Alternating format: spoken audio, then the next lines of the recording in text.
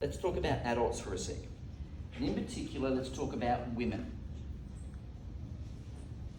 Now, in terms of how this whole story evolved, obstructive sleep apnea, okay? This started to come onto the radar roughly the 1990s-ish, okay?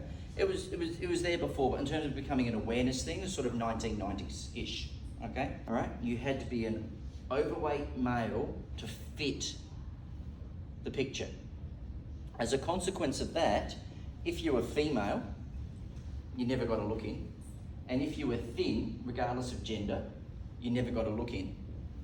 And as a consequence of that, everything that we built around obstructive sleep apnea as a story is entirely centered on the male model of the disease, okay?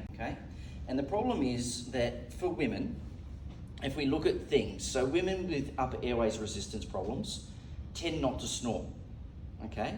So in Australia, we have the sleep studies, and for Medicare to cover a sleep study, part of what you need to do is you need to score 5 out of 8 or more on what's called the stop bang, okay?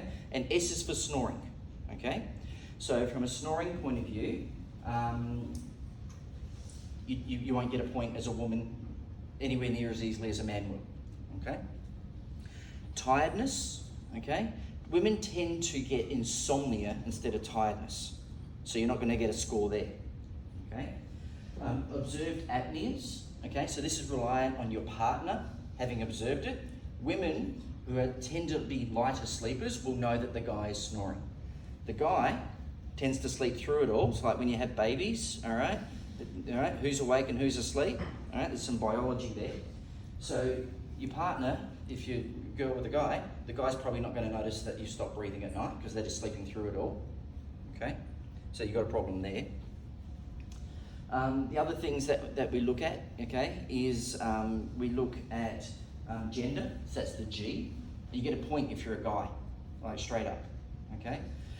We look at neck circumference. Men's necks are generally bigger than women's to start with, so you've got an easier pass to get up to there as well, okay?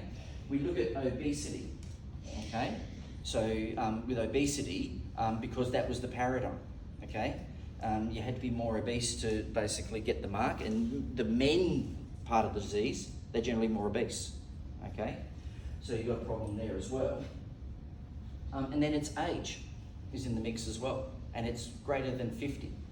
Now the problem for women is that this upper airways resistance thing kicks in during menopause, perimenopause, okay?